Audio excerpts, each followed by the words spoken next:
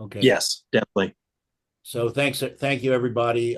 We've had a little change in schedule today.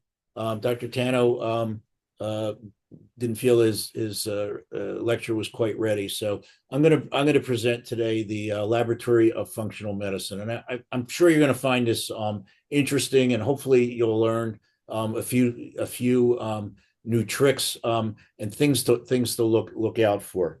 Um, and so. This one is at the moment not a CME credit, or I've not presented it as a CME credit. We will get 2 CME credits for this lecture, so I will not mention companies. I will not mention brand names. We're going to take a look at lab values. We're going to talk about normals versus optimals. I'm going to do some serum lab studies that we all do. We're going to take a look at some of the little tricks of the trade that I've come across over time. I'm going to give you some laboratory calculations that I do that make things a little bit easier and keep you on track. We're going to look at the 24-hour saliva cortisol test. We're going to look at a functional GI test and a SIBO breath test. We're going to look at something called mucosal barrier assessment and metabolic wellness assessment. And in those, we're going to be able to find blood and urine tests that will give us a simple screens for, among other things, reactive oxidative stress, one of Dr. Halas's favorite topics. And to be able to do at least screening does not have to be all that complicated. We'll look at food sensitivities, IgG delayed sensitivities. We'll look at heavy metal toxicities, heavy metals, molds, and environmental tests, and then some micronutrients. So these are the tests that we're going to cover tonight. I will do a part two at some point. We're not covering the Dutch test, which is the dried urine test for hormones, and we're not covering the organic acid test, which is for micronutrients. And I like this one. I like the one we're going to cover better than the organic oat test. The reason being is that it's pretty complicated, and it takes me 2 to 3 hours to interpret one of them. There's a lot of sort of archaic language in there that you have to interpret. So, and I don't know about the rest of you. I don't enjoy spending 3 hours trying to interpret a lab test. So, serum lab evaluations. The ranges that you get on a normal serum lab test are what are known as two standard deviations, 95.4% of whatever we're measuring. If you get, I always like using vitamin D, 25 hydroxy vitamin D, and the lab value there you're going to get is 30 to 100 is normal. Where the one that I have here on the screen, total testosterone from one of the lab tests, major labs, is 264 to 916.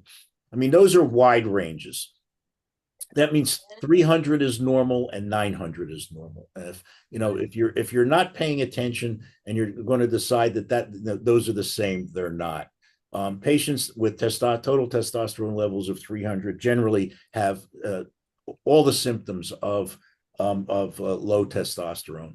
7 to 900 seems to be the sweet spot there.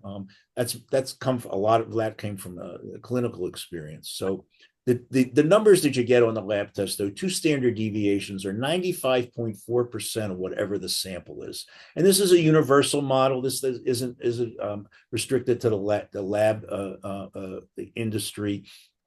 If you're a quality control person and you take a job, say, at the M&M's factory, you're rating the batches, you're going to pass 95.4% of the batch as being acceptable. If you go to a pass fail class at any high school or university, the pass rate is 95.4%. The ranges can be wide, like we've discussed, or they can be narrow, like postmenopausal progesterone is 0.1 to 0.8. But if you just go by strictly the lab values, you're really doing your patients a disservice, and we're not going to get to where we want to.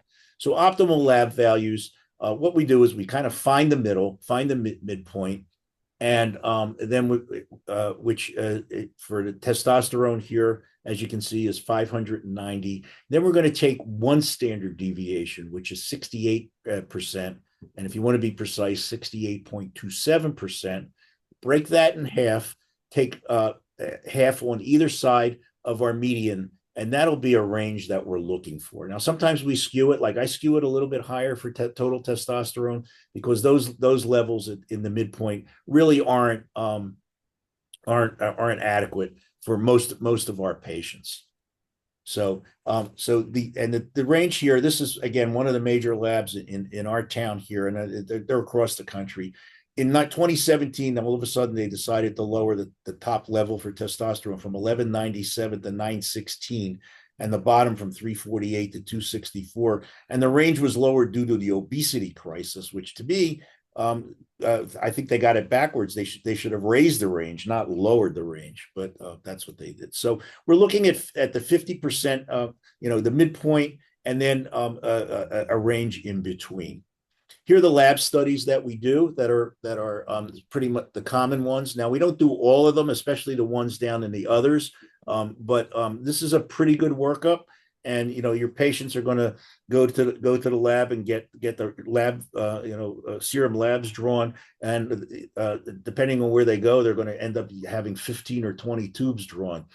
So I'm notorious in our area for this, and we just tell the patients, you want to do minimal, or do we want to be thorough? And of course, looking at this list, I'm sure you can find 10 or 15 other tests that I've left out. But this is pretty much the at least the backbone of what I do.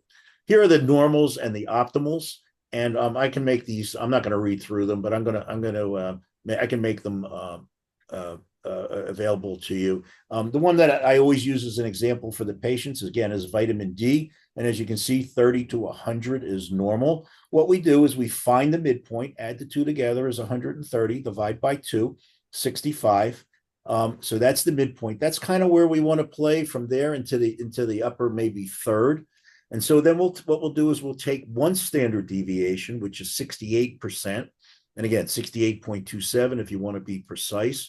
Break that in half, 34% on either side of our 65. If you take 0.34 times 65, you'll get 15. We add 15 to the 65, that'll give us 80. We'll subtract 15 from the 65, and that'll give us 50, and that's how we get our optimal right there. Okay?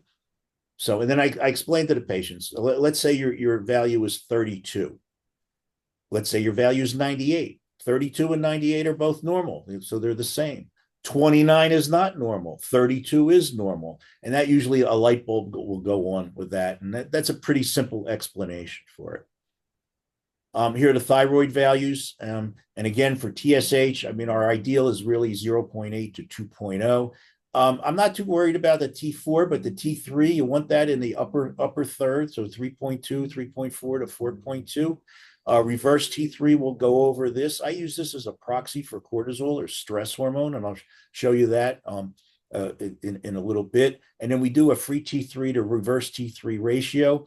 And what I do with this is I take the free T3 and multiply it by 10 just to make the numbers even, and then divide it by the reverse T3. You want that to be 0 over 0.2. And then so we're now doing spot urine iodines pretty much on everybody, and like I learned this from Stefan, and we're seeing a lot of low iodine levels, even in those with the autoimmune iodine level or thyroid levels that are, we're supposed to stay away from this. So, and we've really been doing so just the last 6 months or so. So we're just getting the data in now for this, and I think a lot of the patients, a lot of times we're giving them the higher doses of iodine, like Stefan recommends, and they're doing quite well with that, and we're not needing to go to the thyroid medications. C-reactive protein, we want that to be less than 1. Homocysteine, we want that under 10. I look at an MCV on everybody. I know it comes on the CBC. I actually pull it out. I make a chart of all of these. You want that to be between 79 and 97. We'll go over all the rest of them in a little bit. And then here are the rest of the normals. Cholesterol, we're going to leave you at that. So C-reactive protein is an inflammatory marker. It's an indicated with elevation. It's elevated in vascular disease. Less than 0 to 3.0 milligrams per deciliter is normal. Our goal is less than 1. I have some remedies here for you, some sort of universal remedies. So omega-3 fatty acids, at least 2 grams a day and up to 4. And curcumin will recommend for any type of pain, so joint pain, neck pain, back pain. Remember that the curcumin or turmeric has to have bioprine or black pepper in it for it to be absorbed. Blood sugars, I tell the patients that we're going to look at the blood sugar of the past, present, and future. The past is your hemoglobin A1C. That's an average over to 3 months. And I look at the general with the general consensus, and optimal is less than 5.3. 5.7 is considered pre-diabetes. There are some practitioners, especially the cancer integrative cancer doctors, say there's no such thing as pre-diabetes. 6.5 is diabetes. Present or the fasting blood sugar, 65 to 99 is normal. Our goal is at 84. For every point over 84, there is a 4% chance of developing a glucose abnormality, either frank diabetes or hypoglycemia within the next 5 to 10 years. So, for example, let's say you have a fasting blood sugar of 94. 94 minus 84 is 10 times 4. That's a 40% chance of developing a glucose abnormality within the next 5 to 10 years with a normal blood sugar of 94. And this sometimes, will ring a bell. The reference for that is number 4 here in our references here, by the way. Insulin, so we look at insulin. Normal is 2.6 to 25. Which our optimal is actually less than 5. You can get a insulin resistance calculation, which is fasting blood sugar times fasting insulin divided by 405, and we want as an optimal less than 1.9 there. Homocysteine is elevated with folic acid deficiency, a B complex deficiency, or damage in coronary arteries with increased risk of blood clotting and strokes and heart attacks. Normal homocysteine is usually about less than 11 micromoles per liter. Our goal is less than 10. Anybody that's over 15, especially somebody new, that's coronary artery disease till you rule out otherwise. Our remedy here is methylated B vitamins, particularly 6, 12, and folic acid.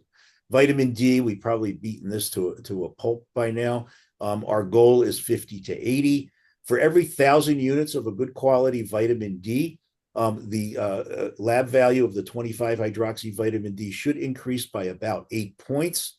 So if they have a vitamin D, say, of 25, if you give them 5,000 units, 5 times 8 is 40, times 25 is 65, which is dead center. There is a 25 and 50,000 time-released vitamin D3, which actually work quite nicely, and they correlate pretty well with about 3,000 units a day or 7,000 units a day. And they do work quite well, and they're pretty inexpensive. They're usually about 60 or 70 cents a pill once a week. It makes it pretty easy. Estrogen. So as you know, there's 3 types of estrogen. We measure 2. We measure estrone, which is the predominant estrogen after hysterectomy, and that takes us down the 4 and 16 hydroxy estrone pathways. We want that less than 100. Estradiol is this is your female characteristics, particularly skin, hair, nails, breast, voice. So the what you see there for male estradiol, that's the old thinking. We're actually not lowering estradiol levels in males anymore unless they have one of 3 things. 1, gynecomastia or any type of breast sensitivity or masses or lumps. 2, if they have emotional lability. Or 3, and so the consensus is that some men have better libido and better erectile function when the estrogen levels are high, and some have worse. So that's kind of on an individual basis. Otherwise, we're leaving it alone, and we're not blocking them at all. And then I'm going to show you a formula for females. Progesterone is a predominant hormone in the second half of the woman's cycle. Low progesterone, patient especially postmenopausal. Symptoms are agitation, irritability, can't sleep, poor libido, headaches, short-tempered. We do calculations. We'll do an estrogen progesterone ratio. We'll do the estrone plus estradiol divided by progesterone. Our goal there is less than 250. Anything higher than 250, that's an estrogen dominance.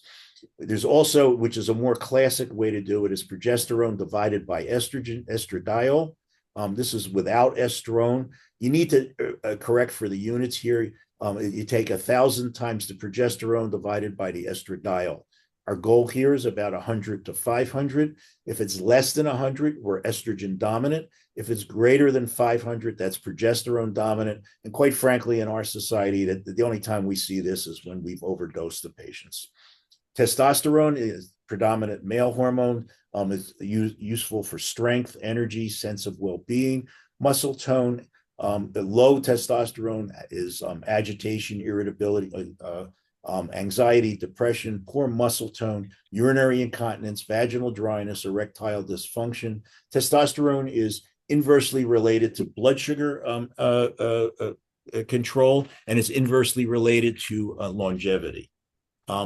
Depending on the labs that you're looking at, you'll have to look at the lab that you're using, look at their normal values. We wanted 700 to 900. That's the sweet spot. When we first started doing this 25 years ago, we didn't have a whole lot to go on. We were just kind of following the gym rats. We would get the patient's testosterone males to 1,500, and we would block the estrogens to 0. And we quickly learned that was not very efficacious. We since then have found that the testosterone levels at 700 to 900 total, 2 to 4% free, are actually quite good. I'm trying to get back here, so it's not letting me. I'm gonna do this because I messed that up. Okay. Sorry about that. So the same lab for females, normal is 2 to 45. I assure you that you have a female with a testosterone level of 10, they will have low testosterone symptoms. If you have a patient of testosterone of 45, they will have testosterone excess. 30 to 40 is optimal total for females, 700 to 900 for males. Sex hormone binding globulin was poorly understood at one time. This is the transport protein that carries testosterone to the tissues. It's measured in nanomoles per liter. There's a number of ways to figure out free testosterone. I find that the free testosterone that's calculated from the labs is not very accurate. I like doing free androgen index. This is you take the sex hormone binding globulin, multiply it by 0.288 for a conversion factor. That's your denominator. Your total testosterone is your numerator. And what we're going to see is a normal of 30 to 130 for males, optimal about 53 to 108. For females, the calculation is a little bit off here. The calculation should be 0.4 to 8.4 for normal, and optimal of about almost 3 to 6.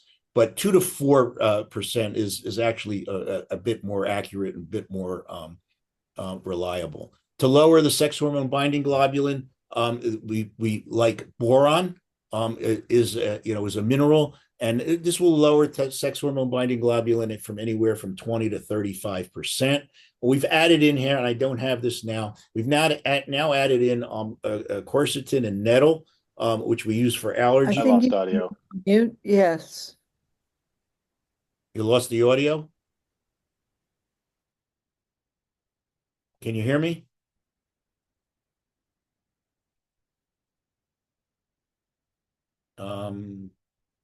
Can you hear me?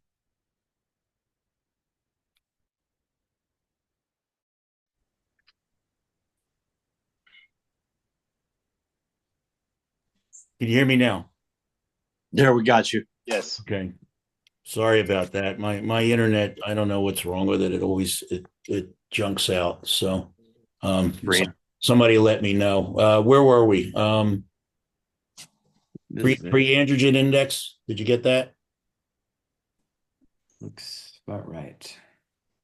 Did you get You that? went up to the female index, Okay. the last line in the previous slide. Okay. So There was right normal, here. Okay. So yeah, 2 to 4%. yeah, really about 2 to 4% is more practical, even though this is the calculation that we get. Boron is my go-to, and it actually comes 3 milligrams, so 3 to 9 milligrams is the right amount. I start at 3, I take it up from there. It should decrease the sex hormone binding globulin by anywhere from 20 to 35%. If that's inadequate, or the patients have allergies, we're using quercetin and nettle, and a lot of the supplement companies will make a combination of that, and it's the quercetin and nettle is quite effective also, and you can use them both. But if they have an allergic profile, we'll go with that one first. But my number one go to is boron. DHEA is a precursor of pregnenolone, and is precursor with pregnenolone for the androgens and estrogens. And one of the things that I've discovered over time is that after about a year, 6 months to a year of testosterone therapy, where testosterone and the estrogens are adequately optimized, we're going to start getting a negative feedback, and you're going to start finding that the DHEA levels will drop. And if you really want to keep up with the DHEA levels, you really have to use very high doses. So I usually stop at that point and usually drop the DHEA.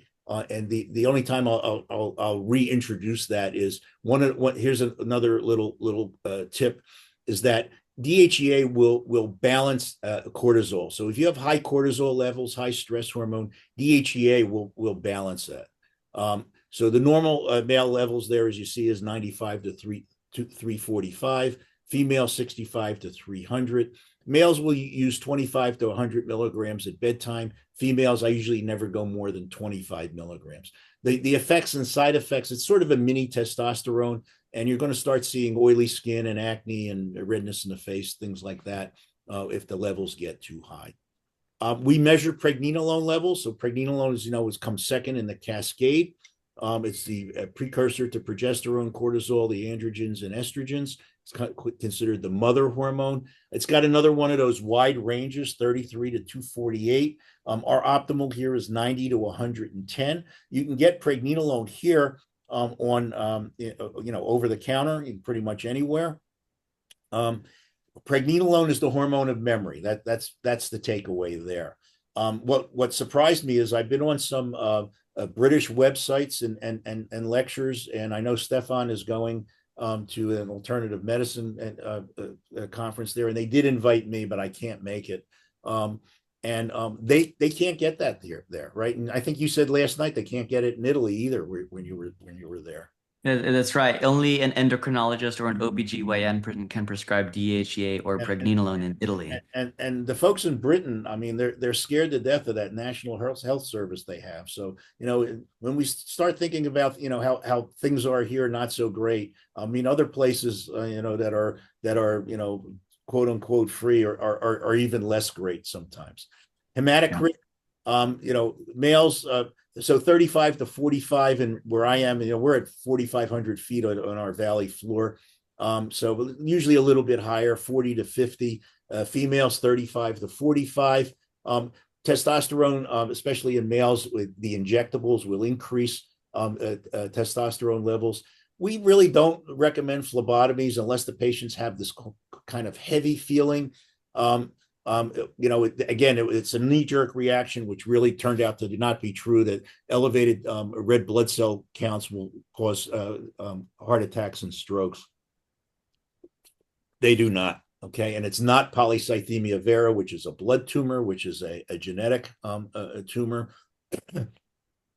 So you can be reasonably assured that that's you're safe there.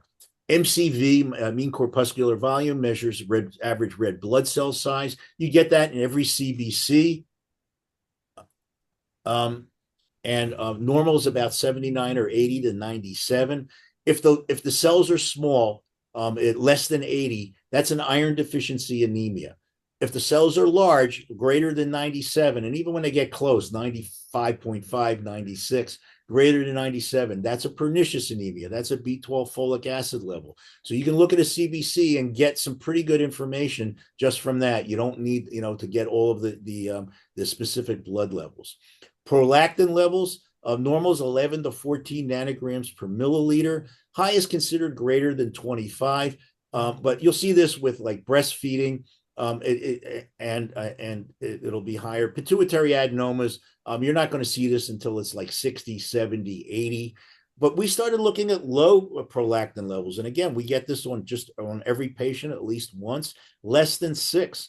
This is indicative of a treatment-resistant anxiety and depression. We learned this from Dr. Gordon in his traumatic brain injury series. And it's pretty accurate. And at one time, a long time ago, I used to do physical exams and reports for lawyers for accident lawyers. What I can't think of what they call themselves, and the nice term for them. The patients are incapacitated and ill, and they can't do anything until the check clears. This is a way to actually tell whether they're, especially with quote unquote with brain injuries, whether they're actually telling you the truth or not. If their prolactin levels are low, they're telling you the truth. If their prolactin levels are 12, they're giving you the business. So, again, there's a little tip there. You can keep that under your hat. IGF-1 is the active portion of growth hormone. Getting growth hormone levels is very difficult to interpret. You have to have the blood drawn and specifically between about 7 to 9 or 10 a.m. It has to be run within a half hour. The technician has to be very careful with the tubes. The cells break easily. The IGF-1, the active portion is much more stable and a lot more accurate.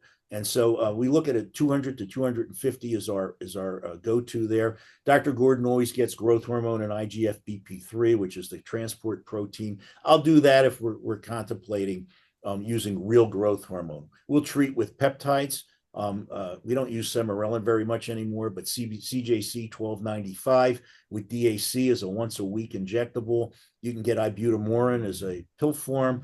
You can get secretropin or dinotropin spray, which are homeopathic sprays that Dr. Gordon came up with that are actually pretty effective. And so we can avoid all the issues with using real growth hormone, the legal issues, and all of that. Thyroid. So TSH, that's your detective. We all know that the endocrinologist, this is all they'll look at. Remember, the lab values are in inverse. 0.4 to 4.5 is about the normal range. Remember, the 0.4 means you're high, the 4.5 means you're low. Our goal is about 0.8 to 2.0. The usable portion of free T3, 2.0 to 4.2 is normal. This is the active portion that's getting to the tissues. We wanted at least 3.2, 3.4 to 3.5 it would be better. Free T4 is the storage component of thyroid. Remember, synthroid levothyroxine is just T4. And you can see the values there. Reverse T3, we use this all the time. We use this as a proxy for cortisol, which is 90% of the time high cortisol levels or low cortisol levels. Stress will result in an elevated free T3. Elevated free T3 is greater than 15. Calculations, low T3 syndrome, the free T3 to reverse T3 is normal. And we multiply the free T3 times 10 just for convenience. You want it over 2.0. TSHI is a low TSH and low free T3. This is kind of a central issue. This is a brain trauma, neuro inflammation. If it's high, greater than 4.1, that's a peripheral thyroid issue. Thyroid antibodies, TPO, thyroglobulin. Some authors I know, I think Isabella Wentz, who's been writing about this for 10 or 15 years now, have any TPO thyroid globulin greater than 1 they consider that positive. Lab A, one of the major labs, normal is less than 34. Lab B is less than 9. So you have to look at the reference range and what your lab is using, as a standard. Because if you just put down, say, TPO is 15, and they went to Lab B, that's abnormal. They went to Lab A, that's normal. Thyroglobulin less than 1.0 is usually the standard. And again, you need to look at the standard. TSI is your antibodies for Graves' disease or hyperthyroidism, and we want that less than 130%. With thyroid, we look at iron. We look at ferritin levels, iron storage. 90 to 110 is our goal there. B12 and folic acid levels. We want the B12 at least 700 to 800 and the folic acid at least 5. And again, I mentioned we're doing spot urine iodines now, and I know there's 24-hour iodines. Stefan is big on those. Our optimal here is 100 to 199, and you'd be surprised how many patients, even with normal thyroids, have low iodine levels. LP, PLA, these are PLA2, these are cardiovascular markers. The LP, PLA2 is plaque vulnerability. The myeloperoxidase is plaque rupture, so that's much worse there. So if they're positive, they're the lab values that are positive there. And we like things like niacin, omega-3 fatty acids, and yes, statins and fibrates for the LP-PLA. For the myeloperoxidase, we're using, again, quercetin that we mentioned before. Pomegranate seeds, remember, will also raise testosterone levels, curcumin, and aged garlic. So those are the lab studies that we do. Those are the serum lab studies. A couple other ones that are used specifically a lot of times in the cancer clinics. LDH. LDH will convert lactate into pyruvate. And I remember way back when LDH was part of the CMP, but they've taken it out of there now. LDH is indicative of tissue damage. Normal is about 120 to 220. But the real value of LDH is you can do LDH isoenzymes 1 through 5, and as you can read there, the LDH isoenzymes 1 through 5 are indicative of damage to particular organs. So 1 and 2 deal with the cardiac damage, renal damage, and red blood cell abnormalities. LDH3 is for lung and internal organ tissues. LDH4 is for white cells, lymph nodes, the pancreas, and kidneys. And LDH5 is for the liver and skeletal muscle. They're the normal values there over on the right. And so this will give you some insight into what types of tissue issues that you're dealing with. A couple of other tips here: disease progression, SED rate, which I didn't mention. I don't do that very often, plus C-reactive protein, plus LDH. With each increasing numbers in each measuring period is indicative of increasing disease load. When all three are high, you have a chronic or acute inflammation with systemic diseases. Elevated CRP plus SED rate with a normal LDH is an inflammation or infection without tissue damage, and an elevated CRP, LDH, and a normal SED rate is tissue damage with cell lysis. So again, little tips and tricks, to sort of keep you ahead of the game. MCH is mean corpuscular hemoglobin. This will be high. These are the ones on this page are all in your CBC. These are things we look at these numbers every day and don't pay any attention to them. Sometimes they're flagged high and someone will ask about it. So MCH, mean corpuscular hemoglobin, when it's high is a B12 deficiency, macrocytic anemia. When it's low, that's indicative of leaky gut with a diminished absorption of vitamins B6, zinc, and magnesium, and probably copper also. MCH, mean corpuscular hemoglobin, is MCHC. When it's high, this is a methylation defect. And when it's low, it's a hypochromatic anemia, leaky gut, and spherocytosis. Red blood cell distribution measures variation in red blood cell sizes. When it's high, this is indicative of oxidative stress, anemia, thalassemia, and chronic diseases. When it's low, that's kind of rare, no correlation. Low red cells plus low hematocrit plus low hemoglobin plus low platelets is bone marrow suppression. And neutrophil is good. What's that? Neutrophil to lymphocyte ratio, you want that to be about 2-to-1. It's an inflammatory process if it's greater than that. And if it's closer to 1-to-1, that's an immune suppression or an allergic type reaction. Monocytes, when they're high, viral infections, poor NK cell function and autoimmune disease. Low is an immune dysfunction and sepsis. Eosinophils, high, it's allergies, infections, cancers, parasites, and alcohol abuse. And low is actually eosinophils is normal. Basophils, when they're high, this is a histamine-containing cell. These are your mast cell. This is your mast cell activation. High in allergies, it's protecting against parasites, venom bites, and hyperthyroidism. And when it's low, there's injury, usually tissue injury or cancer. High basophils, high monocytes, and high eosinophils is a parasitic gut infection. So again, another sort of little clinical tip. Urine NTX or serum CTX are high in increased bone resorption, osteoporosis, hyperparathyroidism, Paget's disease, multiple myeloma, and metastatic disease. You can see the levels there are pretty wide. So again, we go with our optimals. Low NTX levels shows that the osteoporosis therapy has been effective. And there's something called osteopetrosis, which is decreased bone turnover, and it's abnormal hardening of bone.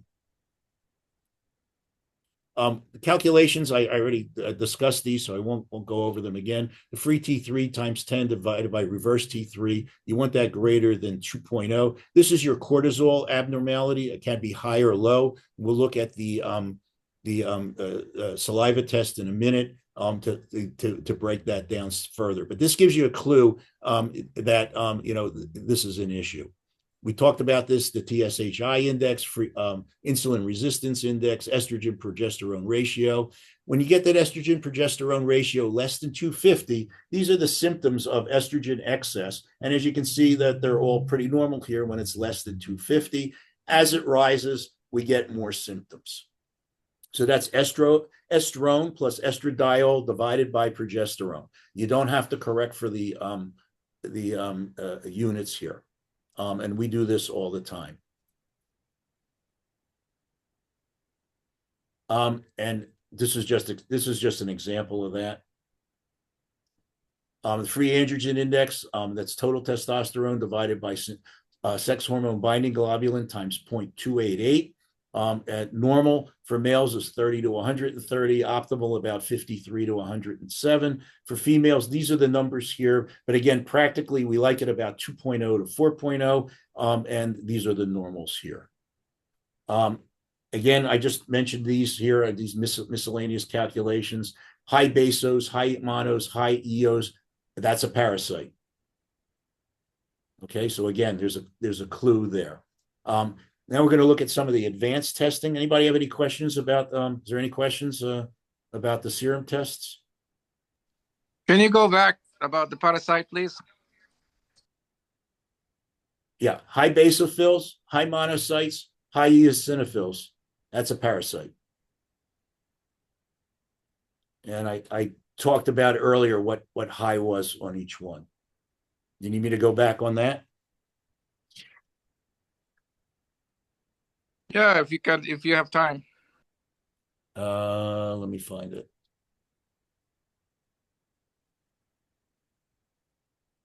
All right, so here you go.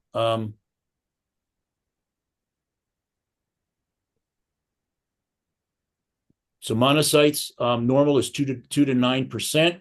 high is greater than 7%, low is less than 2. EOs greater than 500 CE cells per MCL would be high here, and basos 0 to 1%. So pretty much any type of basophil. Basophils are your histamine-containing cells, your mast cells, and then when you put them all together, if they're all high, that's again a gut dysbiosis and usually a parasitic infection. Okay. Yes. Okay, great. Okay. We're going to talk a little bit about some now advanced testing. For most of us have been doing this, and a lot of these are not that advanced. But again, it's somebody who's new at this, and it's a nice refresher. So 24-hour saliva cortisol test. Saliva is representative of the bioavailability of cortisol to target tissues. It's pretty accurate. We've been doing it for a long time. We do 4 specimens in a 24-hour period. We do one upon awakening. You want to wait about a half hour upon awakening. This is where you get your cortisol activation response. You do it about noon, around 4 p.m., and then at bedtime. You want to get it in this sort of darker green. This dark green line here is your median. You want to get it in this line here. I'm going to show you a couple examples of this. Was one of my patients. He was 70 years old. He had 8 children. He was a chiropractor. He had 8 children. 2 of them, the youngest 2 were autistic. The 2 others had Down syndrome. The oldest son, about 3 months before we did this test, burned the patient's house down with the mother, the patient's wife in the house, and she passed away. And he was dealing with all of this stress. And as you can tell, this is a different company, but as you can tell, his cortisol levels are off the chart. Here, they give you sort of, the breakdown at the times and what it is. And here's a median, about 35 is about dead center for the whole day, and he was at 97. I went right to, I didn't bother with the height, with the adaptogenic herbs or the adrenal extracts. I went right to cortisone, and we got him into some counseling, of course. And 6 months later, he was here. And so you can see he went from, very high all across the board. So a little bit high here. He was having trouble getting out of bed, believe it or not, and he was sleeping. So he was able to deal with what he needed to deal with. And as you can see here, the overall total cortisol level is pretty much dead center. Did you find any correlation between cortisone and estrogens? Like when you make cortisone is high, estrone is high too? Yeah. Mm-hmm. And I'll have to tell you, this was quite a while ago. We weren't measuring estrogens in men then, so I don't know what it was. These charts are at least 10 years old. Yeah.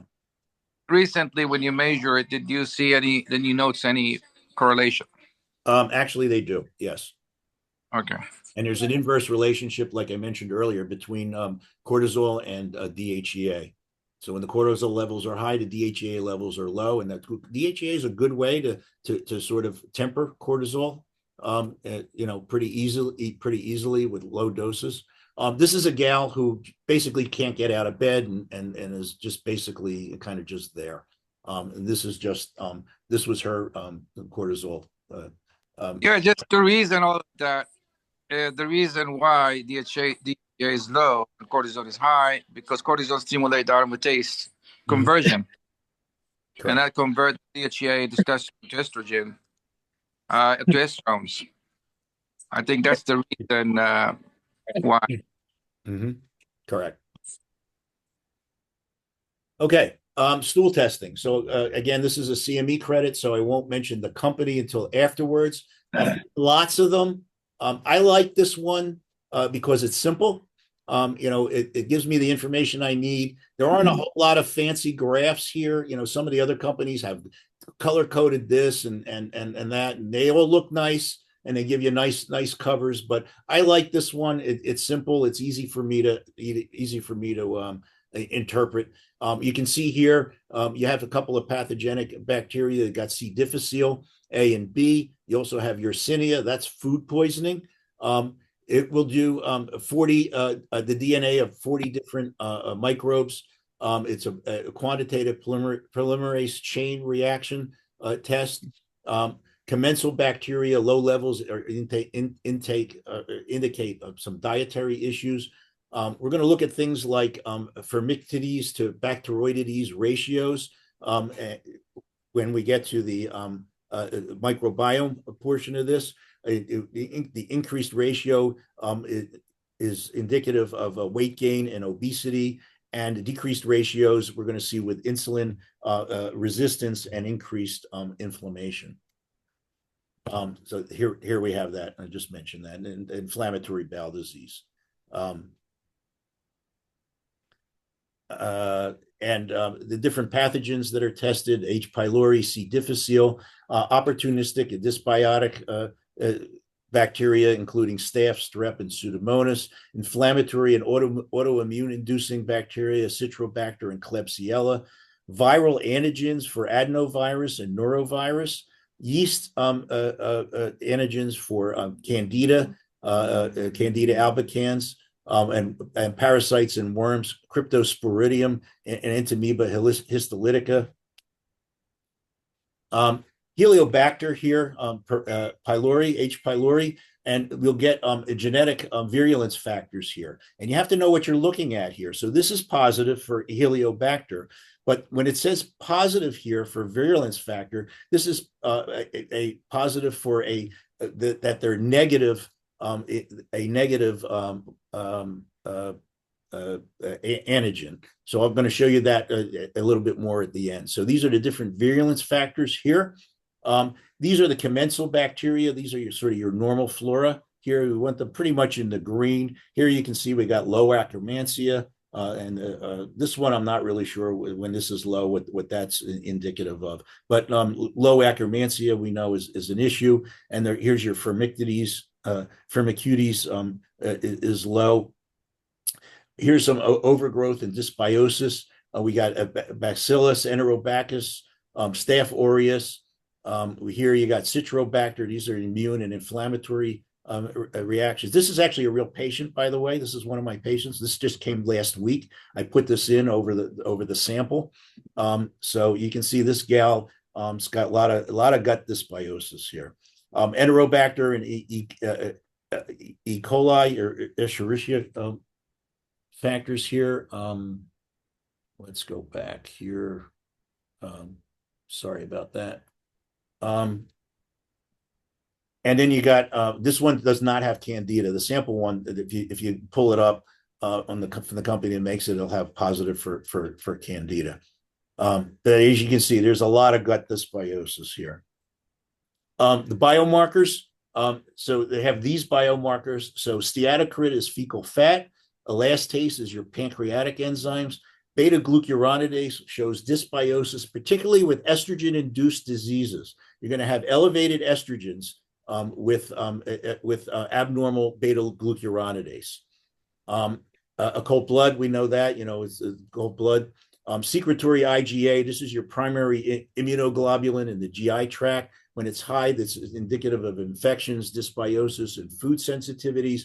When it's low, we have dysbiosis, stress, and immune compromise. Antigliadin IgA is an immune response to gluten. This is your gluten sensitivity or gluten intolerance. Eosinophil activation protein. This is your allergic reactions and your infections. Calprotectin is your inflammatory protein. This is kind of the gold standard as an inflammatory marker for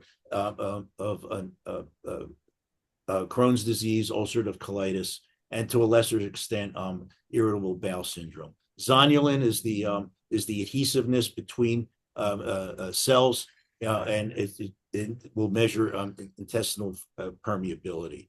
Here are the normals. Here are the normals for all of them. So we get them here, and I have some treatment guidelines here. So high steatocrit, pancreatic enzymes, and bile acid replacement. Elastase, again, pancreatic enzymes, there's normal lab values there. Beta glucuronidase, we're going to offer high fiber foods. Calcium D-glucarate will lower estrogen levels, especially post-menopausal. And so if you have a postmenopausal patient with high estrogen levels, low progesterone levels, and GI issues, we go with calcium D-glucarate rather than some of the other like chasteberry, black cohosh, those kinds of things. Balance the gut flora, and we do with pro and pre-pro and postbiotics now. We learned that from Ross Pelton. Occult blood is, indicating a GI bleed. Secretory IgA is a primary immune globulin in the GI tract, and it depicts a mucosal immunity. When levels are high or low, there's some treatment protocols or suggestions there. For both, when it's abnormal, colostrum seems to be a bit of a help. Anti-gliadin, that's your gluten sensitivity, and you remove gluten from the diet and try to remove triggers. Eosinophil activated protein, our treatment protocols, we do our elimination diet. We want to use low histamine foods, remove food triggers, treat allergies or parasites, and diamine oxidase inhibitors. We use those also. Calprotectin, you want to repair the gut lining. We like L-glutamine for upper GI, gastroesophageal reflux disease, zinc carnitine or deglycerinated licorice. Remember to be careful with that with hypertension. The licorice, pre-pro and postbiotics, elimination diet. These are some medications here that are, kind of the standard. Zonulin with greater than 50 is indicative of intestinal permeability. And we do the 4 R's, replace, repair, remove, and regenerate. We talked about that last week. The anti-inflammatory diet, and we remove gluten. In this stool test, you'll get H. pylori antibiotic resistant genes. And so the resistant genes that are positive mean that these genes will not be reactive to those antibiotics. So the positives here for amoxicillin and clarithromycin, which are usually the standards, will not work in this patient. You need to go to the ones here that are totally negative. Okay, parasites here, and they're showing you Endomoeba coli here, and then worms also. So that's your comprehensive stool test. Small intestinal bacterial overgrowth is a breath test usually. We're looking for hydrogen and methane changes. It should be flat. There shouldn't be any.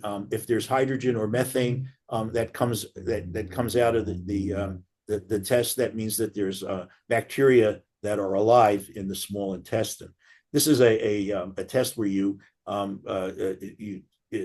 take lactulose, and then they measure the methane and hydrogen every 2 hours. You can even do a 3-hour test, and we follow this graph. This is a positive graph here.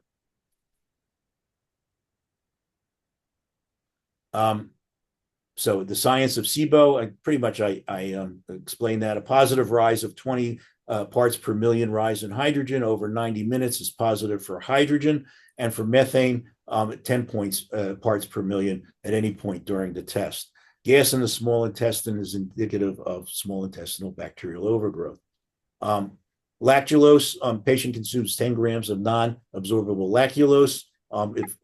Bacteria in the small intestine will ferment the lactulose. The fermentation produces the hydrogen and methane, and that's what we're measuring.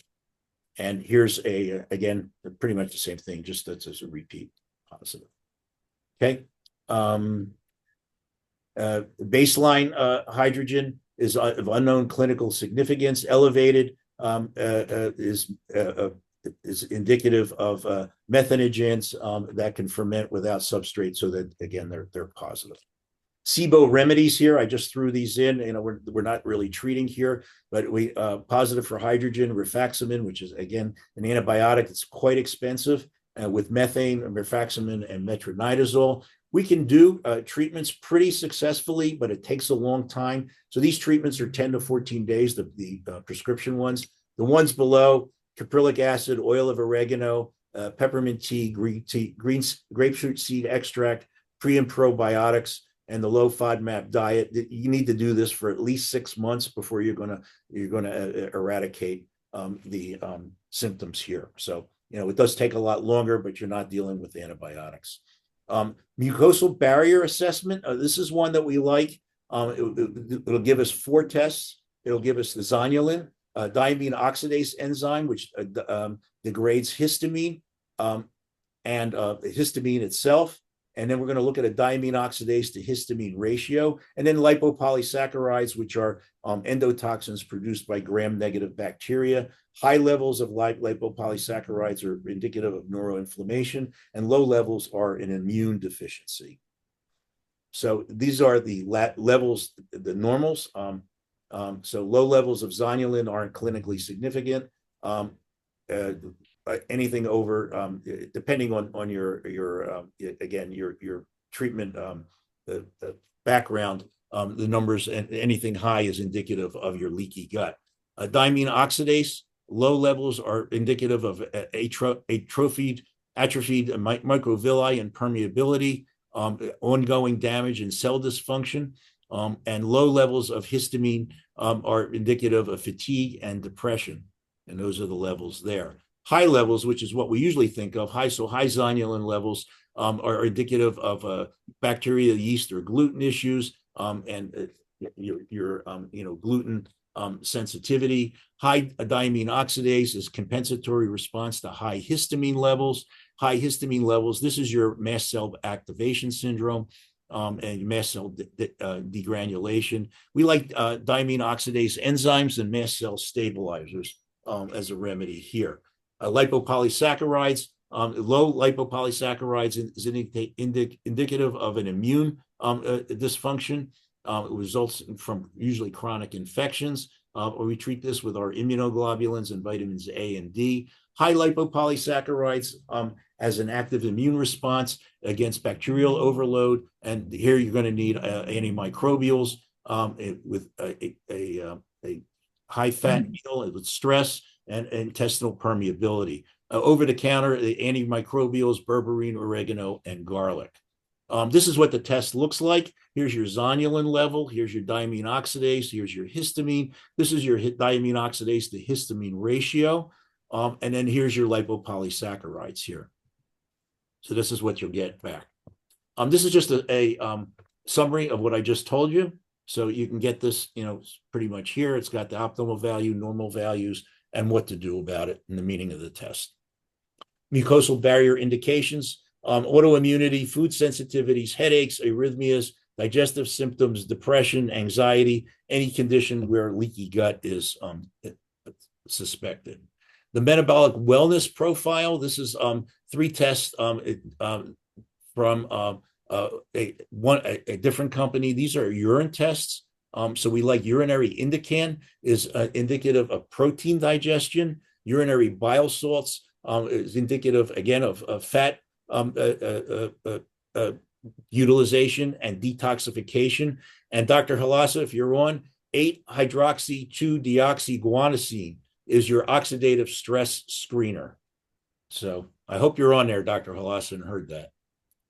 Hydroxyguanosine, the urine. Yes. When I found that, I got all excited. I know that would perk your ears up. So yeah, and the urine, right? Talking about. Yeah. So urinary indican is a dysbiosis indicator for SIBO, leaky gut, malabsorption. It's a screening tool for dysbiotic fermentation of dietary tryptophan. And symptoms here, are, as you can see, are protein malabsorption, maldigestion, adverse glycemic control, hormonal and fluid imbalances, GI stuff, gas, bloating, malabsorption, parasitic or fungal infections like candida, liver dysfunction, or nutritional deficiencies. Again, this is a screen for dysbiosis, and it gives you an idea that, hey, this is where we need to look. This is what the test looks like here. It's a urinary, and you get anywhere from clear to dark blue. these are the has adverse effects on glycemic control, hormones, hypochlorhydria, protease enzyme deficiencies. So urinary bile acids are bile acids are not removed by the liver. This is a screen for liver dysfunction, viral disease, cirrhosis of the liver, drug-induced liver injuries, and cholelithiasis or cholecystasis. The role of bile acids is to eliminate cholesterol, fat absorption, regulates energy expenditure, glucose, and lipid metabolism. Low total bile acids is positive in inflammatory bowel disease, chronic malabsorption, persistent diarrhea, and starvation. Your urinary 8-hydroxy-2-deoxyguanosine, or 8-OHDG, is a marker for reactive oxidative stress. There you go, Dr. Halasso. This is your baby right here. Increased sources of reactive oxidative stress, cellular metabolism, exogenous physical sources, chemical compounds, DNA damage, DNA breaks, base modifications, aging, and cancer development. It's also can be positive in excessive exercise, exercise overdose.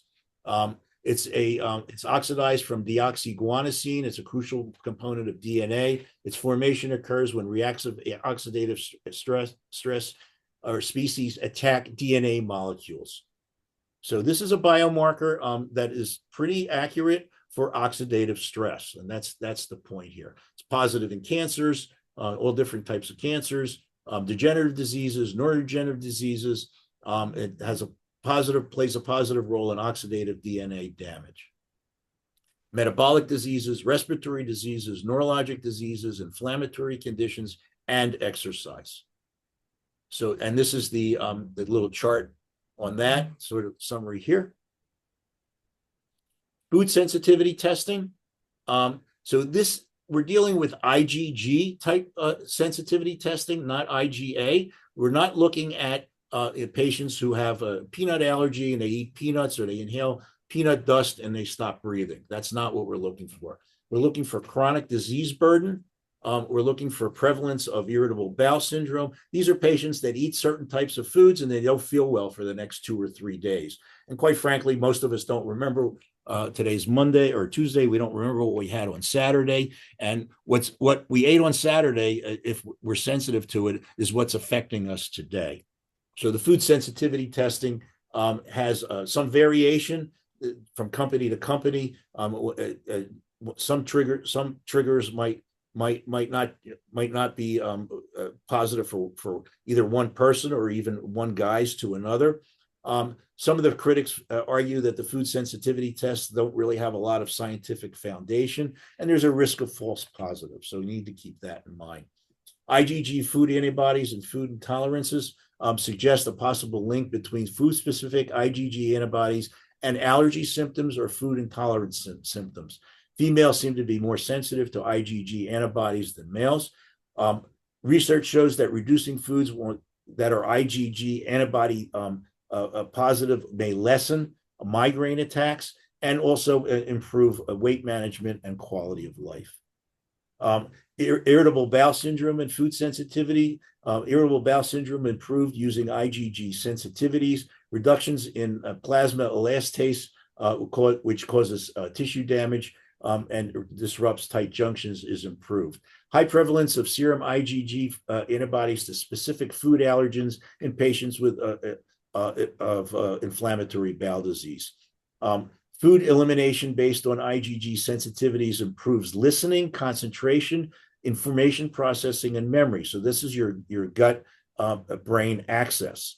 And testing is beneficial for those with digestive issues, skin problems, and cognitive symptoms. There's different types of tests. There's the ELISA and the microarray. The microarrays are considered more precise and efficient. And general food sensitivity information causes are overconsumption, stress, infections, increased intestinal permeability, and symptoms can range from mild bloating to severe behavioral issues. You test when you have recurring symptoms or patients, again, GI symptoms that just don't resolve. 100 million people are suspected of having food sensitivities. Potential benefits include identifying food triggers, limitations, reproducibility, and you need to approach these in a personalized manner. This is an example of a food sensitivity test. There's lots of them. This has 184 different items. And as you can see, there's main food categories. There's meat and poultry. There's dairy and egg. There's different oils. And then there's breakdown between them. There's nuts in here and legumes. And as you can see, the ones that come up positive, what we do is we set up an elimination diet for it. And we usually pick one or two, the two main ones. So if somebody's eating eggs every day, we'll pick those, we'll eliminate them. When you do an elimination diet, you need to eliminate the food for at least 3 weeks. Remember, this is an IgG antibody. They have a half-life of 23 days. You need to eliminate them for at least 2 to 3 weeks, preferably 6 weeks. And then we slowly reintroduce them a little bit at a time. Once they're slowly reintroduced, if they have symptoms, we take them away again. We won't reintroduce them for another 6 weeks, and we'll reintroduce another food until we get a pretty good idea of which foods are tolerated and which foods are not. This could take a while. It could take 6 months. If you work with a dietitian, that's what I do. I usually just hand it off to them. But we have, in hand, this is what you need to be careful of. This is the bottom of the second page of that test, and if it detects anything that's highly sensitive, it'll be in the pink. This one that we showed you only has all of these foods in the sort of low sensitivity. When you interpret these tests, you can have some cross-reactivity with them. The test findings should be interpreted in context of clinical findings and the individual's history. So you need to be a little bit careful of that. Keep going. Heavy metals, environmental toxins, and mold. I think we've all seen a lot of these different ones. So environmental exposure, a symptom list. Acute is nasal stuffiness, sinus pressure, eye irritation, sore throats, cough, wheezing, skin irritations or rashes, and shortness of breath.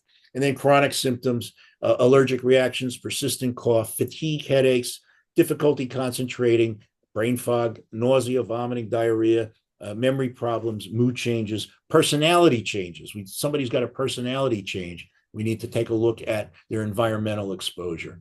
And then again, weakened immune system, wheezing, coughing, reproductive issues, or organ system toxicities and organ system failures. Don't forget your environmental toxins.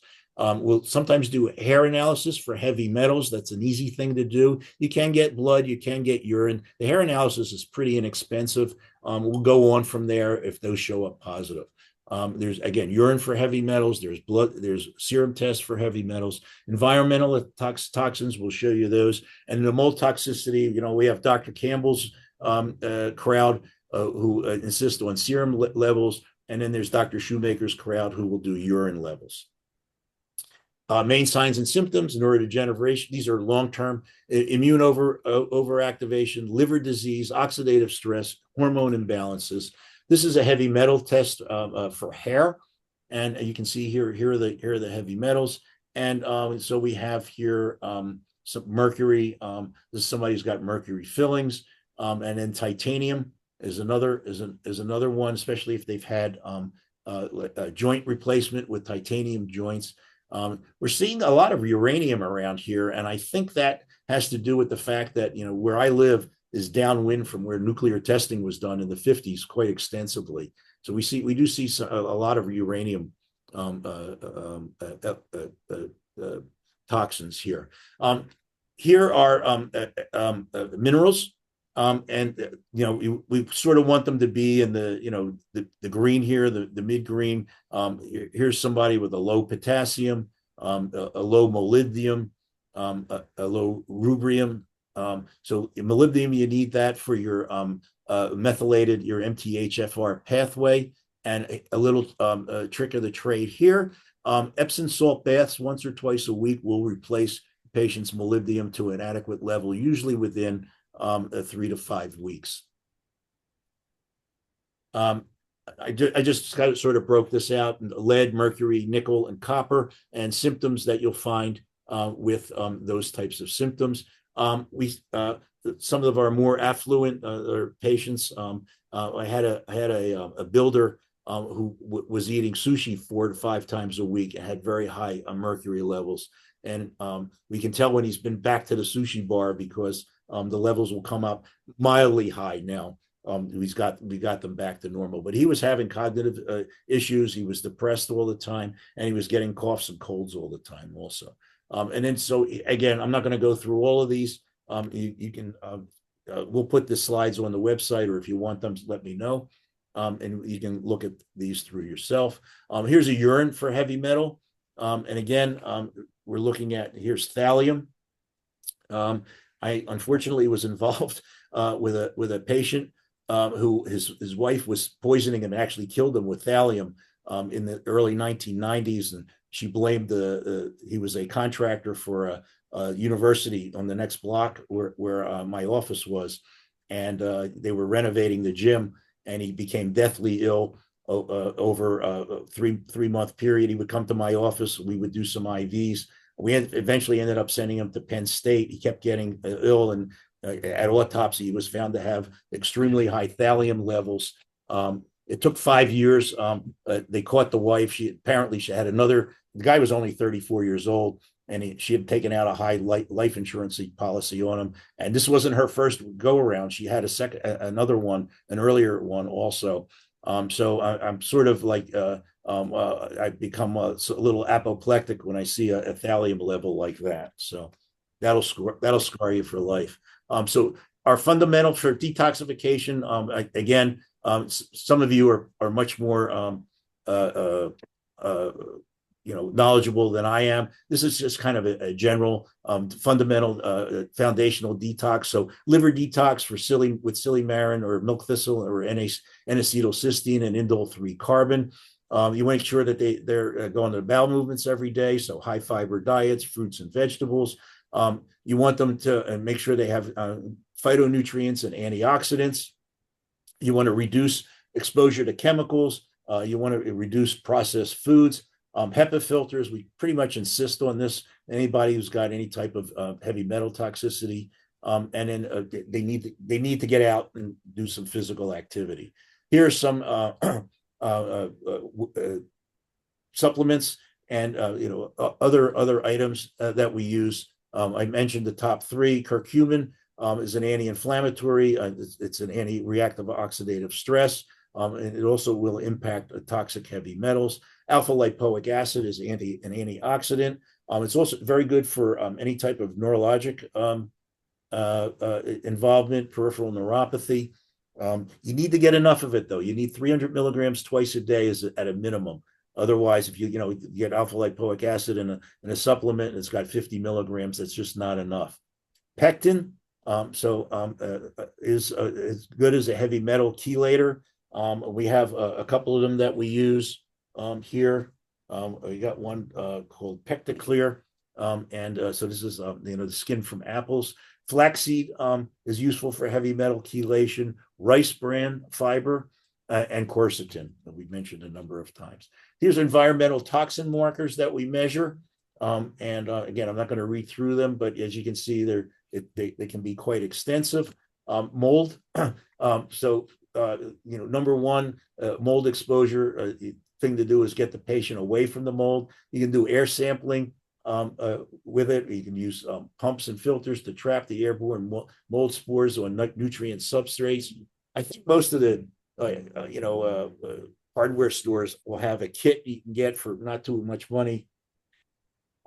And you open it up and leave it out overnight, and then any spores or hyphae will actually land or attracted to the kit, and it'll let you know if you're infected. There are professional companies that can measure. They'll do professional measurements for mold testing. That's what this is here, and they'll measure raw counts, spores, and total numbers here, and they'll tell you that you got a problem here in the air in this room here. There's swab testing. So use sterile cotton, rayon, or foam tip swabs. You can do swab testing and compress the spores and fragments onto the swab tip, and you can plate them out. The air testing plus swab testing, of course, if you do both, it's more comprehensive than just one or the other. These are some examples of swab tests. Mycotoxin testing, so urine. So again, Dr. Campbell says there's no scientific peer-reviewed literature on this. I'll take his word for it. But there is a whole camp that does do urine, and you can get these fairly easily. These are non-invasive tests. They're actually measuring free mycotoxins in the urinary metabolites. And this is more indicative of a recent exposure within 1 to 3 days. Mycotoxins are rapidly eliminated from the body. The problem with this, specifically trichothenes, aflatoxins, and ochratoxins, are best determined in urine as a screening test. There's no FDA-approved test for mycotoxins in human urine, and the urine tests measure excretion. It doesn't mean that there's pathology. This is an example of the urine tests. Serum tests. This is Dr. Campbell's bailiwick, and he's been our mentor, for a long time now. This allows for detection of mycotoxin, protein, or DNA adducts. The adducts provide information on long-term exposure. This is preferable when evaluating chronic or repeated exposure. So this one's more for long-term exposure. Urine shows more short-term exposure. This is the most accurate testing. And he tests now for 14, I have to change this, distinct IgG and IgE antibodies. It used to be 12. And I think this is actually the newer one. So these are IgG antibodies to different types of mold. And as you can see, this specimen is quite positive. This is IgE antibodies. This is your mast cell activation issues here. And you can see there's a positive one right here. Interpreting it, IgG antibodies, that's your long-term defense against pathogens. The IgG antibodies are indicative of ongoing or past exposure, and significance of elevated IgGs reveal a chronic immune response. The IgE antibodies is an immediate hypersensitivity reaction. The responses are usually to some acute exposures, but particularly from mast cell degranulation, and it triggers release pro-inflammatory cytokines. Okay, micronutrients. So this is a micronutrient test, and you can see we can get vitamins, minerals, amino acids, and other nutrients. We were doing these for quite extensively when I first started doing this type of work, and I had the dream that I was going to take these, and for each patient, I was going to be able to create a customized, vitamin, mineral, amino acid pack. But it got to be really expensive doing it this way with the mixing the individual components. It got to be $500, $600, $700 a month. So we kind of abandoned that. It was just not practical. But you can get extensive information on just about any nutrient that you want. Here are the nutrients that are the essential ones that we measure. Vitamins. So biotin is directly affects hair thinning, skin rashes, and fatigue. With deficiency, you don't usually get too much biotin. You can get a GI upset, I guess, if you overdose, if you're doing supplements. Delta tocotrienol. So this is all of the vitamin E's. There's limited data on deficiencies, but it can impact antioxidant protection. Excess, high doses can cause bleeding. Vitamin C is low levels are scurvy, gum bleeding, poor wound healing, and fatigue. Excess, you can get stomach or GI upset, kidney stones, and diarrhea. Vitamin B1, thiamine, we see this in nerve damage, fatigue, and beriberi. It's rare if it's high. You'll see vitamin B1 and B6 levels low with cirrhosis of the liver. B2, riboflavin, we'll see cracked lips, sore throat, skin disorders. Too much, you'll get a bright yellow urine. Vitamin B3 or niacin, the deficiency is pellagra, diarrhea, dermatitis, and dementia, and fatigue. And excess, you'll get flushing, liver upset, toxicity. We use this, for cholesterol control. And if you use the the niacin in the pure form, we do get flushing. B6 deficiency is for we're going to get peripheral neuropathy, depression, and confusion. And in excess, you're going to get nerve damage, skin lesions with prolonged high vitamin intake. B9 or folic acid deficiency. This is your pernicious anemia, fatigue, anemia, poor cell growth. Excess will mask B12 deficiency. You can get, with very high doses, GI upset. B12 or cobalamin, you get fatigue, anemia, nerve damage. You get peripheral neuropathy with low B12 and folic acid. And rare, in excess, you can get some acne or mild GI issues. Fat-soluble vitamins, you can read through all of these. Vitamin D, weak bones, fatigue, muscle weakness. Vitamin K2 deficiency, poor bone health, and excessive bleeding. K1, again, excessive bleeding and bruising. Vitamin A, low levels, or you get night blindness, dry skin, and poor immunity. MK7, poor calcium metabolism and increased risk fracture. So we like to use this with vitamin D, D3 as a supplement for osteoporosis. And again, vitamin E, nerve damage, muscle weakness, and vision issues. Some others: calcium, iron, magnesium, and zinc. Calcium, weak bones, muscle cramps; iron, fatigue, anemia, pale skin; magnesium, muscle cramps, fatigue, irregular heartbeat. These are all deficiencies. And zinc, impaired wound healing, loss of taste and smell, and hair loss. Trace minerals: selenium. Selenium is essential for converting T4 to T3 in the thyroid cascade. Low levels of selenium, you'll get fatigue, hair loss, weak immunity. Too much selenium, hair loss, garlic breath, nerve damage, brittle nails. Iodine, iodine was the boogeyman for a long time, but it's making a comeback now.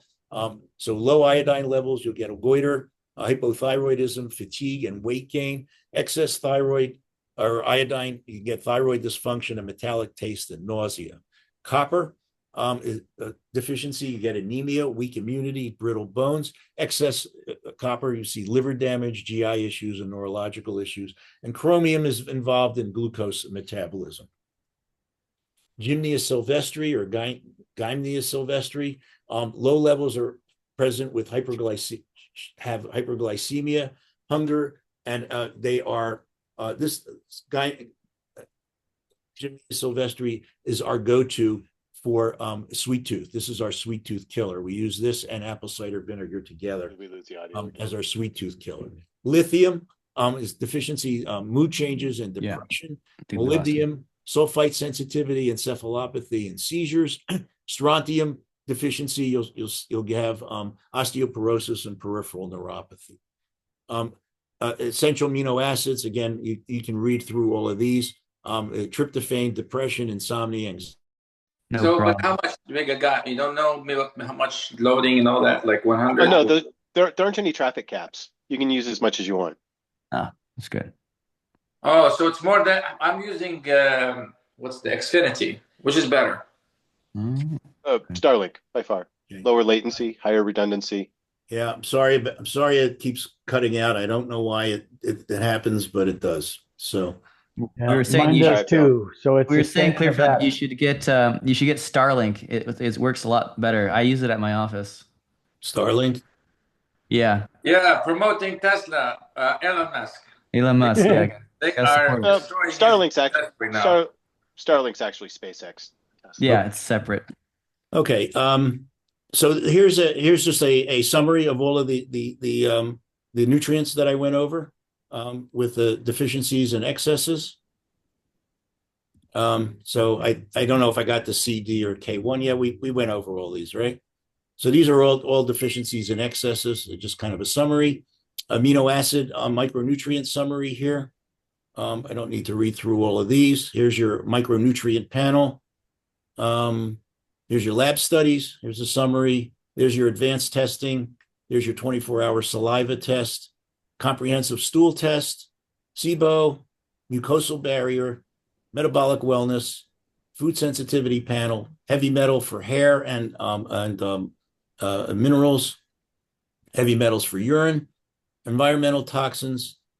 This is your urine testing for mold, serum testing for mold, serum testing for mast cell issues, essential micronutrients. There's the test again, and there's the references. Okay. So how was that? Other than the glitches in the video, in the Zoom. Are there any questions? Yeah, I got a quick question, Dr. Clearfield. I noticed on there, are we still recording? Because I noticed on one of the urine tests. Okay, so we'll Okay, well, I don't want to do it on my Okay. account, but I noticed, okay, it's a doctor's data urine test, which we've always used in the past. Yeah, maybe you can clarify for me. It's my understanding that hair testing for heavy metals, if you get mercury, it's only methyl mercury. Only one of the 3 forms of mercury comes in. You're right. And you had mentioned something about mercury fillings, and I'm not sure it gets that mercury. Isn't that organic mercury? I'm not sure. Is. So We do see it positive. In some. Interesting. Somebody tells me they have mercury fillings and whatnot. We do the hair testing because it's cheap. If you want to know the truth. Yeah. I mean, I think and it's good. It's good to show them too. That hair test is $65. Okay. Oh wow. So it'll give us a gives us an idea where to go. Okay. I'm not going to hang my hat on that. Okay. What about using NMR labs? Okay, so is that a specific lab? Well, he's talking about LabCorp NMR. Yeah, it's a test. It's a specific test, right?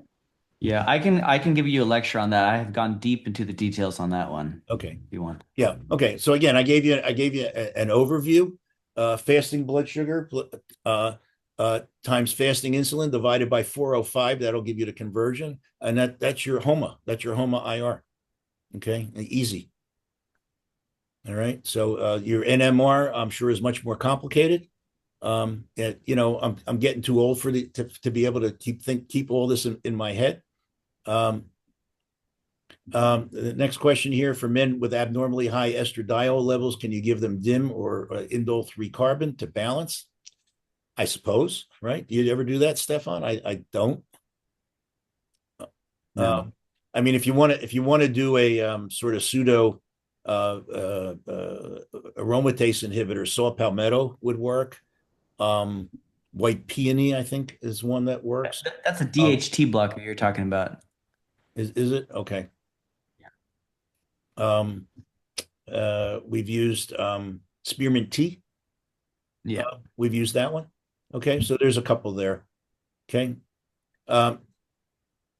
Progesterone dominance, you're going to have bloating, you're going to have excessive somnolence, you're going to have some vertigo.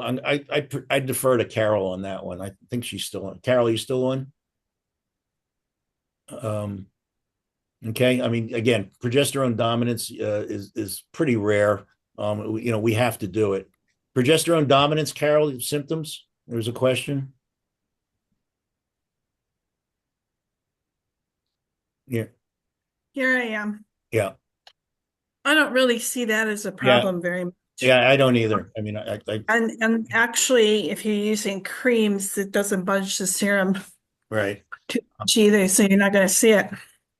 I always, if people are too somnolent, I look at maybe they don't have enough estrogen. Mm-hmm. Yeah, usually progesterone dominance is we did it. It's our fault. Mm-hmm. They took too much.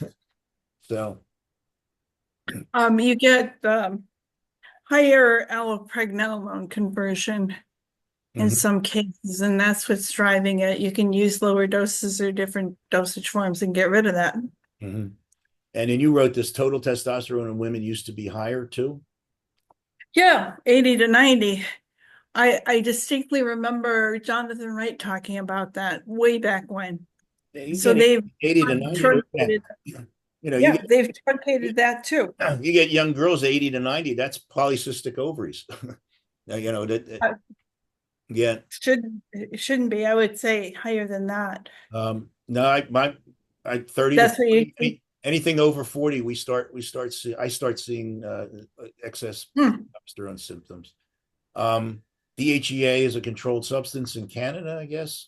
And I guess pregnenolone, that's what we were talking about. What do we do? What do we do for low prolactin? So we're going to use we're going to use that allopregnenolone pathway. So we're going to use high pregnenolone level supplements, high progesterone supplements, and we'll use. I like using GABA, to stimulate allopregnenolone. That's what we do for low prolactin. Okay. All right. The HUMAP test also has 8-hydroxy D guanase. Okay. So again, during the didactic part, we didn't mention any particular company tests. So yeah, I mean, you can get that by itself. You don't have I'm pretty sure pretty much every major lab you can get that as a urine test by itself. Can I comment on the use of progesterone blockers like mifepristone for cancer? No, I can't. Carol, can you? That's not my wheelhouse. Take a look at Jeffrey Dash's new book or his revision on bioidentical hormones 101. First volume has extensive research into breast cancer, particularly with estrogen related, but progesterone. In all cases, he's finding progesterone is anti-proliferative and should be very helpful. Right, but progesterone is an estriol. They are anti-proliferative, but estrone and estradiol, they are proliferative. I wrote a book which is Estrogen Dominance Syndrome. It's published in Amazon. I will put the link here for anybody. But I think because of the dominancy of it, in other words, it's becoming a pandemic because of all these endocrine disruptors that we are experiencing, like xenoestrogens and all those microplastics. According to Tano, they are estrogen mimics. So basically, we all have some sort of estrogen dominance, say 99% of us. And that's the reason, even for youngsters, before we think, you check the sex hormone for people above 50, not people with 20 and 30s. Now I think the game has changed, and you can now using sex hormone testing for all ages to screen for estrogen dominancy and look for the ratio. Even if they have normal range, does not mean that they don't have abnormal ratios. And so that's the difference between maybe 2 years ago and now, that we need to investigate estrogen dominancy and diagnose it for all ages and looking for the ratios of especially the estrogens, and if there's any way to detect xenoestrogens and all this estrogen mimics, then that way we need to look at how we detox them first. And I think cyclodextrin is the answer. And then weight loss, of course, because aromatase, it's increasing the estrogens. And then we look for using the sex hormone. But detoxing and weight loss, it's main thing needs to be started before we move to using any sex hormone. That's my opinion. What do you think, Dr. William? I agree. So, yeah, I don't have any quarrel with that at all. So, okay. So we all agree. I will put the link for the Amazon for the book. Is that okay, Dr. William? It's fine. You're the CME maven. Is it okay?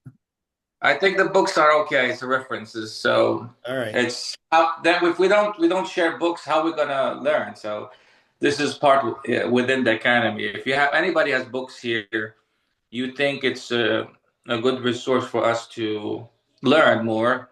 I think it's a good place for sharing information. Okay. Bill, can we announce our East Coast meeting? Go ahead. There's going to be an East Coast meeting with AOSIM, our group right here, We're doing the first East Coast meeting. That will be May 30th, 31st, and June 1st. The significance of the meeting for those who would want to come is that it's going to be reasonable. I don't want to do it for CME. We can give a Zoom CME meeting after this meeting for those who want that type of credit. But Kathy O'Brien, the whistleblower for CIA child torture and mind control in the MK Ultra program, will be speaking. I got notice from her tonight. She's excited about being there, and she saw what the rest of you are talking on, like Dr. Tano and Clearfield and Kent Crowley. And she wanted to attend the conference to learn a few things. So that's going very well. But she'll be giving us 3 straight hours on the MK Ultra program, but more importantly, PTSD. She's written the CIA PTSD therapy book. So the CIA does things, but then if you get messed up and you have PTSD, they have their own method for getting you back on track. And she's written a book on that, and she's given congressional testimony. She's an extraordinary person. Bill, she's like you. She said after 30, she said after I hope not. 35, well, there's a lot in common there. And I told her we have a lot of people in our group that are similar to her. They're intelligent and they're brave. And she said after 35 years, she's finally been vindicated. And the same way with No, good to know. Amen. Amen. That's Good to know. that's absolutely awesome to hear. Mhm. To be honest, yeah. I'm still. So I'm still we're on the- very lucky to have her lecture. We have an incredible first-class, world-class facility. This is where the Israeli agree. Syria peace talks were made. There is no higher security, higher comfort level in the United States. Right. And, You think the and we're ALA getting them, crashes? and we're getting for very reasonable prices too. So we think we can keep the prices way down. Agree. Amen. So we have a world-class celebrity here. We're going to be doing a documentary film as well. That's the second item of importance. You can meet Kathy O'Brien face to face, ask questions face to face. She's remarkable what she's learned. But what was I just talking about before? Can she come here and just give us Oh. some of her presentation? Can she turn Zoom? I leave it up to her. I give her space. I've known her for years. I've communicated for years. But when you deal with the situation she's in and the high octane CIA, MK mind control, which is still going on, you don't like to pop up everywhere. She does a lot of blogcasts, so she might, be willing. But I want to do it with a lot of discretion and respect because she deserves it. And she also has a Hollywood link with Roseanne Barr because they've been playing the kids there for a long time. Right. Yeah. Agree. Agree. And this also, she's best friends with Tom Homan, the head of Homeland Security, our border czar. So what we're dealing with her issue too, we'll be dealing 3 hours mainly with PTSD, but I'm hoping we can contribute somehow to the child trafficking situation we have. It's been ignored long enough, and we have Tom Homan on our side as well. So we're going to see where it all plays out. And it's ironic that you say child trafficking. People have to remember it ain't just child trafficking. It's also human trafficking. It's also adult trafficking. It's also, these ladies and men. It's not just children anymore. It's horrible. Yeah, well, the main purchase age of the CIA is 4 years old. Right. 4 years, because that's when you cut your deal with parents who are using their children for porn. So a lot of people, or some people, have their kids in porn by the time they're 1, 2, 3, 4 years old. And then the CIA approaches that family and says, give us your child so we can experiment, or we're putting you in jail for the rest of your life. And Right. almost everybody will give up their child, and they already did if they're using their child for porn, right? But anyway, that's the way it works. And they're mind controlled until they're 29, and then they're executed. Right. So that's the story, folks. This meeting we're going to have will be a conference of announcements.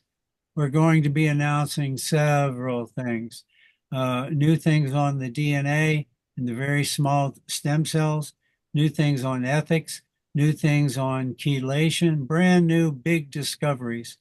And then Bill's going to talk about the new discoveries in hormones. Dr. Tano's going to tell us how we can save Africa and publishing. He has 2 hours. Dr. Quinn also has a couple of hours, and one is based on muscle-centric testing, right, and therapy. Right. Right. Amen. Amen. Yeah, total muscle-centric health. Oh, muscle-centric health, yes. And the other thing Dr. Quinn is going to talk on is our apothecary project, which is a major project. So God bless you, Dr. Quinn. Thank you. Yeah. You gotta love Nevada, right? Yeah. And gotta love the desert. I'm just saying, man. Yep. Well, I sent an intro letter to Bill Clearfield with a PDF. Did you get it, Bill? When did you send that? This week. Yeah, I days thought ago. myself. So yeah, I think I did. Yeah, I'm traveling to Pittsburgh tomorrow. I'm doing the AAMA. I'm doing acupuncture treatments for hormone optimization. So I'm a little bit preoccupied with that at the moment. So we have 3 weeks before it's written in stone. They will only accept people on the people list. And that's why you need to find out if you really want to go or not. We have 3 weeks to do that. all right. 30 days after the time limit. After after Saturday, I'm free. So okay. So everybody will get an introductory letter from me that I sent to Bill, and the PDF, which shows the schedule we have made. I think everybody will be satisfied with it. I'll have to change my tires on my Subaru so I can get there to you. Are you driving? Oh, you know it. I love driving. Are you kidding me? You don't want to see America, like in person? I tried to talk Kent Crowley out of coming all the way across the continent to talk. And he calls me the next day and says, I already got the plane tickets. And then plane, man. And then Kathy O'Brien said, I'm very interested in what Kent Crowley has to say. So she is liable to attend the first day, speak the second day, and also attend the third day. So she may be with us for 3 days and 4 nights. This is an excellent opportunity to talk to somebody on the inside. Agree. Amen. Yeah. So all going very well. You're wrong. Good. You're doing a great job. Agree. Dr. Halasa, somebody's asking about if you're still here, if they're asking about the link for your book. Oh, I did post it. Let me post it again. I think it's LinkedIn, right? The link is here. I mean, Sheldon was editor of the book. Right. With Murphy, who was doing the website for Dr. Klatz and Goldman. So those are the editors, and they're very good. So if you want any editors for books, let me know. I can connect you with those guys. Okay. But this is the book. Even it looks very nice, and it contains all the information that I learned from Dr. William Clearfield and Tano. And anybody wants to co-author the book, including Dr. William, just reach out to Sheldon edit the book as you want it, and then we'll create the second version, second edition. Amen. The base for us to go ahead and upgrade and update and add more. So it will make it easy for the doctors, because most of the time you don't have time to write a book. It will take you a long time, maybe 5 years if you're doing it traditional way. This is more of artificial intelligence, helps to keep ease the process of writing and editing and putting things together. But we invite doctors to edit, update, upgrade, look if there's any mistake, and so we can change it and perfect it. It's kind of a base for everybody to be creative on in this books. Agreed.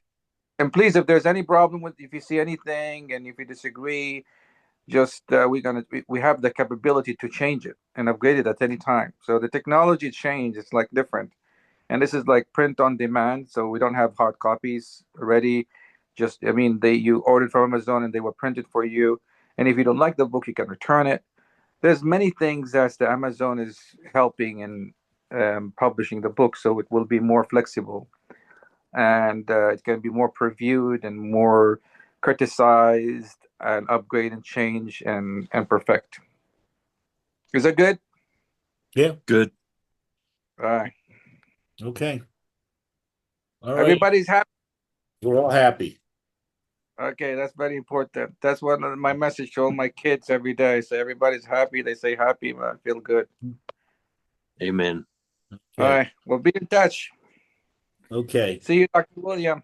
All right. Next Thank Monday. you all. Like I said, I'm off to Pittsburgh tomorrow for the AAMA soiree, and I'll let you know how it goes. I think I bit off more than I can chew. Figuring You're out doing puncture points to raise testosterone levels was not fun. Oh, you're doing great. I mean, we learn a lot from you, man, and you are changing the dynamic of medicine. So thank you very much. Amen. Oh yeah. Okay. Thanks, everybody.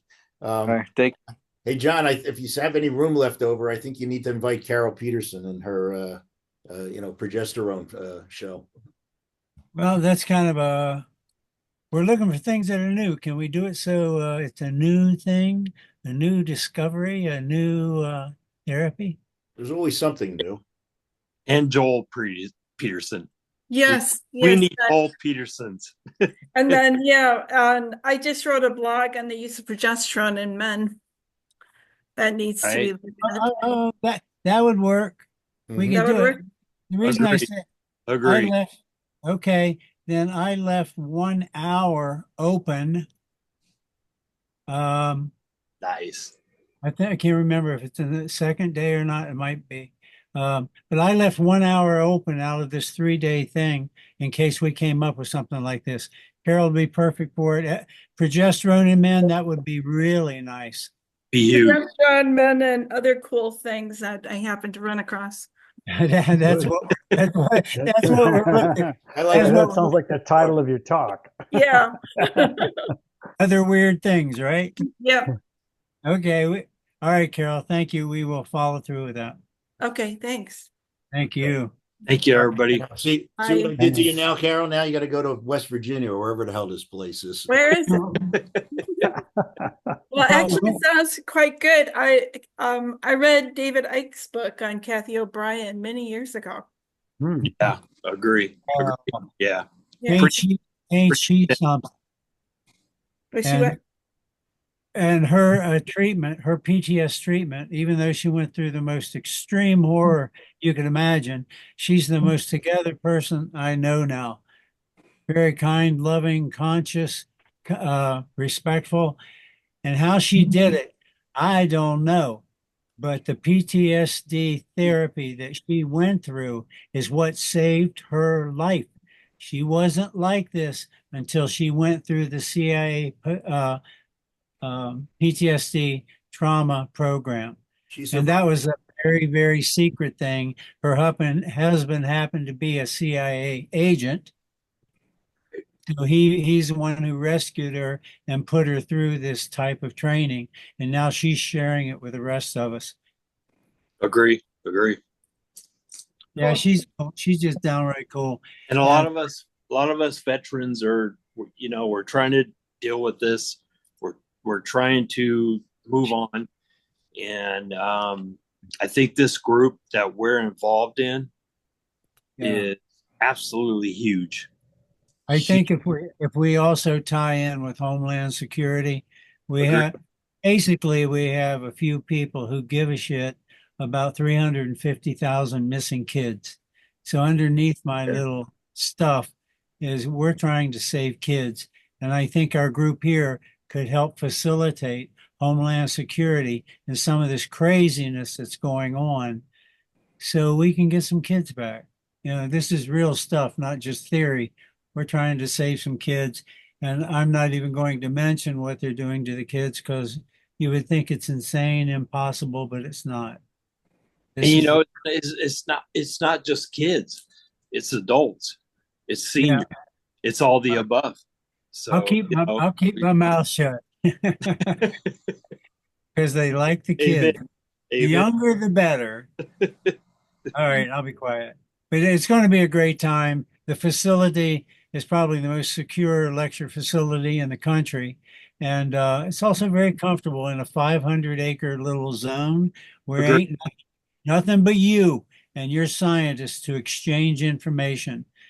So we won't have prostitutes. We won't have drugs. Right. We might have horseback riding. But that's as rough as we get. Yeah. Well, she survived that, but did she survive a House of Delegates meeting of the AOA? So no. Yeah, I'm trying to figure that one out, Bill. Yeah. Well, it's pretty obvious we have some brave, intelligent people, and they came down on you like shit on stink, you know? Mhm. And you stood up to them, and we recorded it. The reason we're doing a documentary film, we are documenting what we are saying. We are documenting what's being done. When the delegates came down on Bill, we documented it, and they shifted from 500 to 1-4 to 501 against. So we know something's up. Agreed. When you're voted the most successful affiliate, and they say we got to get rid of this guy, there's something up. So anyway, you've been brave, Bill. So you can speak for us. Okay, got it.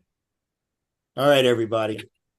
We'll see you again next week, same time, same station, and we'll have another. We'll hopefully have another guest that will give us what we need to know. Okay. All right. Amen. Talk to you all soon. Have a good night. Thank you. Bye, everybody.